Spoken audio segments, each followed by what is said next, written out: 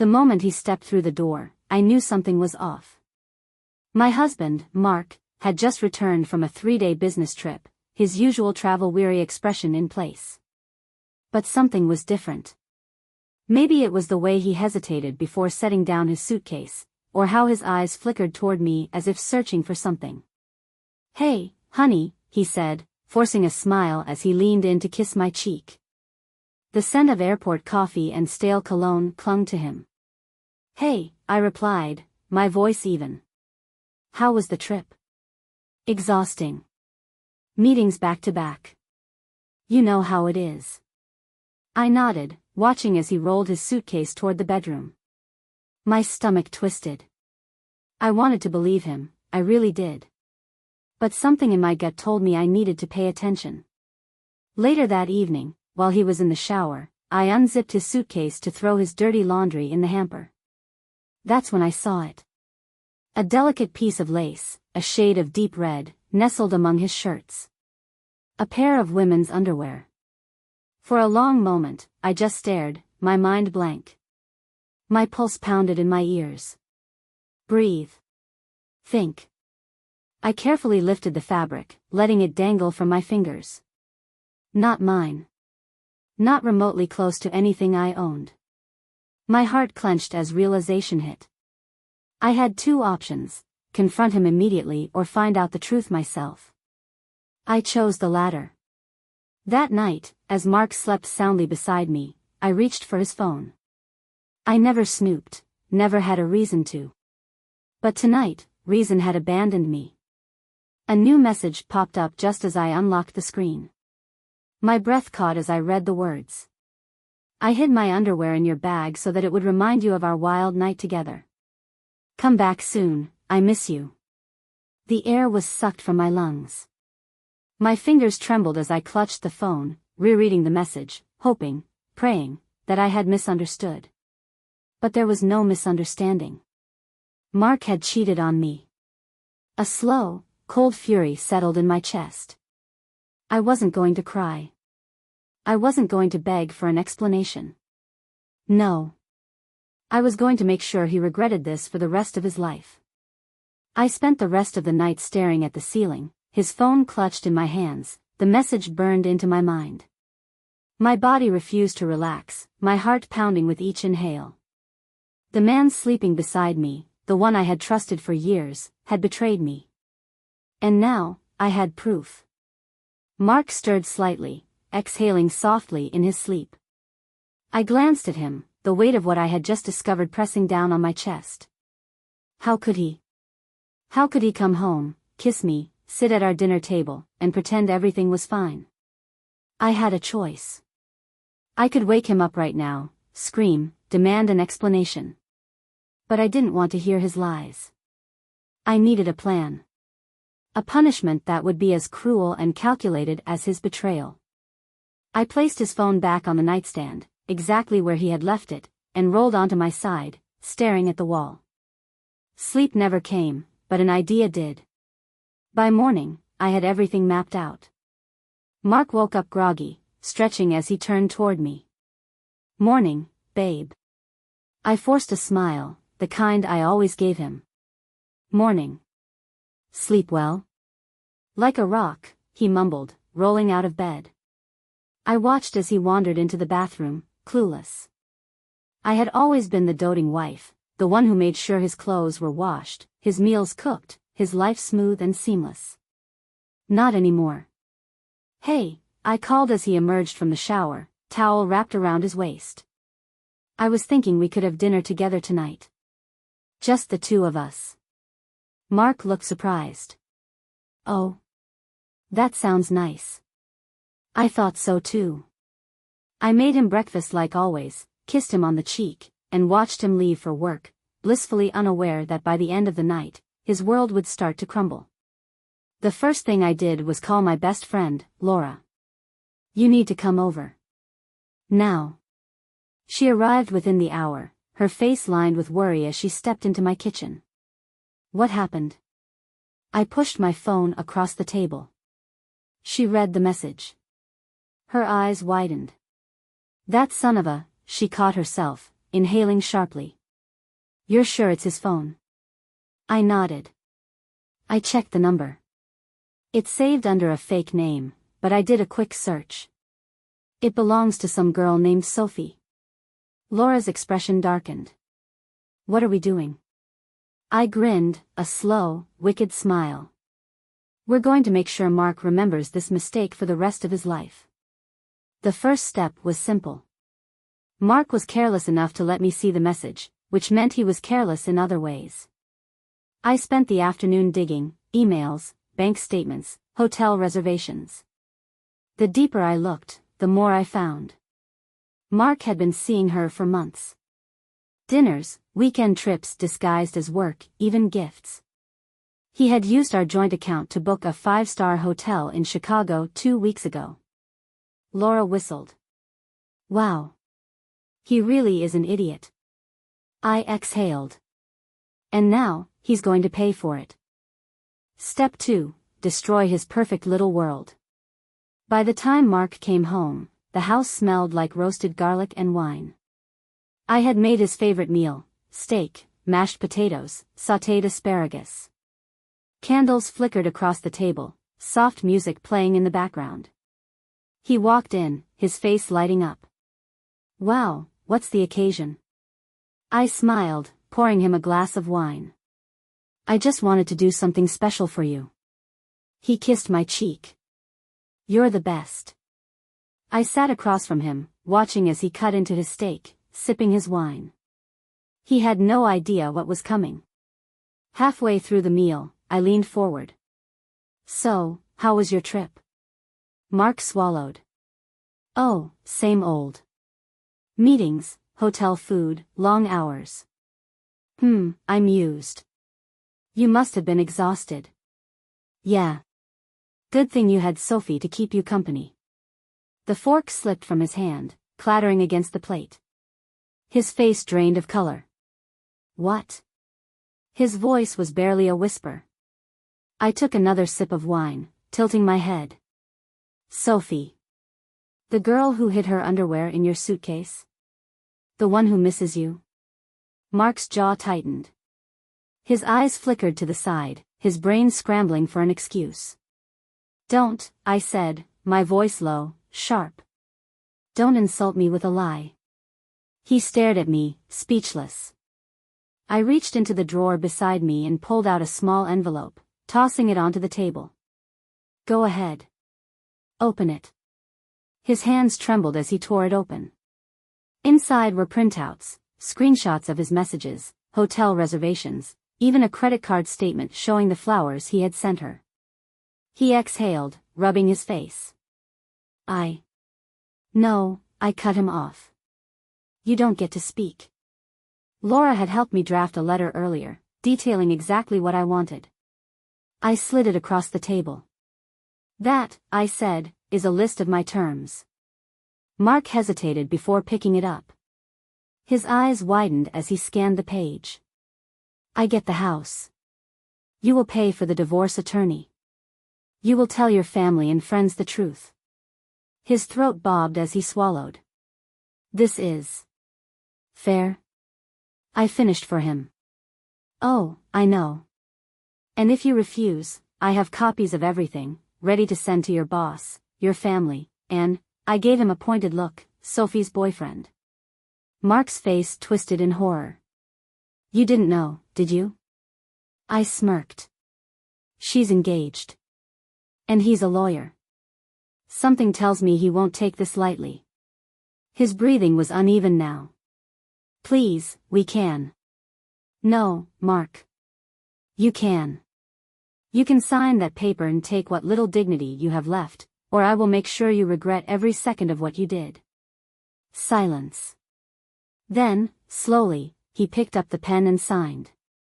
I stood, taking the papers and walking toward the door. Before I left, I turned back to him, my voice calm, unwavering. "By the way, I threw away your suitcase. It smelled like betrayal." And with that, I walked out, never looking back. Mark didn't try to stop me. He just sat there, shoulders slumped, staring at the divorce terms he had just signed. Maybe it had finally sunk in. Maybe, for the first time, he realized what he had done and that there was no undoing it. I didn't care. I stepped outside, closing the door softly behind me. The night air was crisp, the weight on my chest lifting with each breath I took. Laura was waiting in her car down the street, exactly as planned. I slipped into the passenger seat, exhaling deeply. "Well?" she asked, eyes shining with anticipation. He signed. Her grin was wicked. "Good. But we're not done." No, we weren't. The real punishment was just beginning. Step 3, letting the world know. The next morning, I sent out a carefully worded email to our close family and friends. Subject: Mark and I are divorcing, the truth. Dear everyone. I wanted to personally let you know that Mark and I are getting a divorce. This isn't a decision I made lightly, but after discovering his long-term affair, it became clear that there was no marriage left to save. I am moving forward with grace and strength, and I appreciate your support during this time.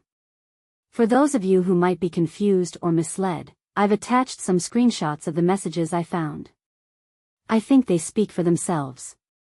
I wish him well, but I deserve better. I hope you all understand. Love, my name. I hit send. Within minutes, my phone started blowing up. Shocked replies. Outraged friends. My mother called 3 times in a row. My sister texted me in all caps. And then Mark called. I ignored it. Laura nearly fell over laughing when I showed her his messages. Mark, what the hell did you just do? Mark, are you insane? Mark, you had no right to air our private business like that. Me, oh, you mean like how you made our private marriage a public joke? Like that? Mark, you're ruining my life. Me, no, Mark. You did that all by yourself. I blocked his number. But I wasn't done yet. Step 4, Sophie's boyfriend. That night, I sent Sophie's fiancé, Daniel, a message. Me, hey, Daniel. I don't know you, but I thought you should see this. I would want to know. Attached screenshots. It took him a while to reply. When he did, it was short. Daniel, thank you. I had no idea. The next morning, Sophie deleted all her social media accounts. I could only imagine the chaos unraveling in her world. Good. Step 5, Mark loses everything. The fallout was glorious. His mother, who had always adored me, was furious with him. His boss, who I had CC'd in my email, was less than pleased to learn that Mark had been using company funds for business trips that involved hotel rooms and steak dinners with his mistress. By the end of the week, Mark was put on probation. By the end of the month, he was let go. He tried to fight it. He tried to talk to me. But I had nothing left to say. One evening, weeks later, I sat on my porch with a glass of wine, watching the sunset. I felt lighter than I had in years. Laura sat beside me, swirling her own glass. So, what's next? I smiled, feeling truly free for the first time in forever. Anything I want. And I meant it. Epilogue: Rebuilding and Rising. The months that followed were a blur of paperwork, court dates, and healing. Some days, I woke up feeling invincible, other days, the betrayal still stung like an old wound reopening. But each morning, I reminded myself, I survived. I won. Mark, on the other hand, was crumbling. After losing his job, he struggled to find stable work. No reputable company wanted to hire someone who had been fired under ethical misconduct. His family had distanced themselves, humiliated by his actions. And Sophie? She was long gone. From what I heard, Daniel had confronted her in a way that left no room for negotiation. He kicked her out of their apartment, cut her off financially, and made sure she had no way of crawling back into his life. Sophie had tried reaching out to Mark, maybe thinking he'd be her safety net. But Mark was in free fall himself. They deserved each other, but even she realized he wasn't worth it. Meanwhile, I was thriving. A fresh start. I sold the house. Every corner of it reminded me of Mark, of the years I wasted believing in a lie. So, I packed up my things and moved into a beautiful apartment overlooking the city. It was mine. Every piece of furniture, every decoration, it all reflected me, not the marriage I had once desperately tried to keep alive. One evening, as I settled onto my new couch with a book and a glass of wine, Laura called. "You're coming out tonight," she declared. No arguments. I laughed. "Laura." "Nope. You're done hiding away. It's time." She was right. For months, I had been in survival mode. But now? I was ready to live. That night, we went to a rooftop bar, the city lights glittering beneath us. I felt light. Free. Happy. Men approached, flirted, bought us drinks. And for the first time in a long time, I let myself enjoy it. I wasn't looking for love, God, no. But I was done mourning someone who had never really loved me. And just when I thought my night couldn't get better, I spotted him. Not Mark. Not a rebound. Just a man. He was sitting at the bar, nursing a whiskey, flipping through the pages of an old paperback. Something about him, his calmness in the chaos of the crowd, caught my attention. Maybe it was time to let the universe surprise me. I walked over, a playful smirk on my lips. "What's a guy like you doing with a book in a place like this?" He looked up, smiled. And just like that, a new chapter began. 1 year later. The anniversary of my divorce came and went without much fanfare. No tears, no regrets, just peace. A whole year had passed since I walked out of that house, since I took control of my life. I had built something beautiful in that time. A career shift that gave me flexibility and fulfillment. A home that was entirely mine, free from the ghosts of my past. New friendships, new experiences, and yes, love. Not a whirlwind romance, not a desperate attempt to fill a void. Just something real. Slow, steady, intentional. The man from the bar that night? His name was Ethan. He had kind eyes, a quiet strength, and the patience to let me heal at my own pace. He never asked about Mark. He didn't have to. He just let me be me, and that was more than enough. Mark's downfall. But Mark wasn't thriving. I hadn't seen him in months, hadn't thought about him much either, until Laura called me one afternoon, laughter bubbling in her voice. "You won't believe who I just ran into," she said. I already knew. Mark. Ding, ding, ding. And guess what? He looks terrible. I leaned back in my chair, smirking. "Tell me everything." Laura lived for gossip, and I wasn't above indulging in a little well-earned schadenfreude. "He's working at some second-rate real estate office, barely making ends meet. Apparently, no one in the industry trusts him after what happened at his last job." That wasn't surprising. His boss hadn't just fired him, he had blacklisted him.